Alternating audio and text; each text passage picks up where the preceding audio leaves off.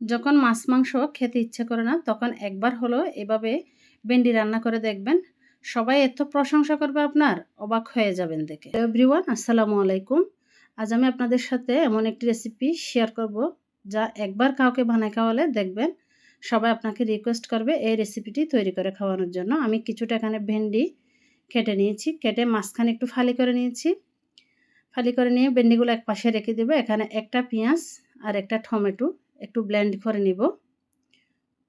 আর নিয়ে নিয়েছি কয়েকটা চিংড়ি মাছ। চিংড়ি মাছগুলো একটা চাকুর সাহায্যে একটু একদম কিমা করে তৈরি করে নিব।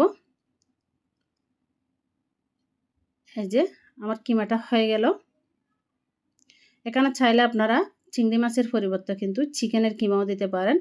এখানে দিয়ে দিব আমি এখানে লবণ, মরিচের গুঁড়া, হলুদের গুঁড়া, হালকা একটু জিরার গুঁড়া দিয়ে ভালো করে মাখিয়ে নিব। এখন আমার মাখানো হয়ে গেলে সেই ফালি করে রাখা ভেন্ডির ভিতরে চিংড়ি মাছের ফুটটা ঢুকিয়ে দিব। একটা একটা করে সবগুলাতে আমি এভাবে করে চিংড়ি মাছের ফুট দিয়ে দিব। আমার সবগুলা ভেন্ডি কিন্তু তৈরি হয়ে গেল। এই যে এখন আমি এখানে যে ভেন্ডিগুলো একটু বড় সাইজের আছে ওগুলো মাঝখানে একটু কেটে দিব, আর যেগুলো ছোটো সাইজের এগুলো দেওয়ার দরকার নেই। এখন একটা প্যানের মধ্যে দিয়ে দিলাম সরিষার তেল। সরিষার তেল দিয়ে এই ভেন্ডিগুলো হালকা একটু ভেজে নিব। এই ভেন্ডি রান্না যে এতটা টেস্ট হবে আসলে কল্পনাও করতে পারি নাই আমি। তো আপনারাও একবার অবশ্যই ট্রাই করে দেখবেন। ট্রাই করে দেখে কমেন্ট বক্সে এসে অবশ্যই জানাবেন কেমন হয়েছে। এখন আমার ভেন্ডিগুলো কিন্তু মোটামুটি ভাজা হয়ে গেছে, এখন আমি তুলে নিব। তুলে নেওয়া হয়ে গেলে হালকা আর একটু তেল দিয়ে দিব। তেল দিয়ে দিলাম কয়েকটা রসুন কুচি, আর দিয়ে দিব হালকা কয়েকটা গোটা জিরা দিয়ে হালকা একটু ব্রাউন করে ভেজে নিব।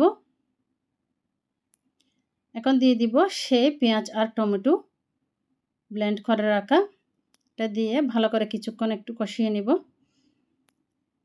যখন দেখবেন তেলটা একটু উপরে চলে আসছে, এখন দিয়ে দিলাম একটু আদা রসুন বাটা, 1 চামচের মতোই হবে।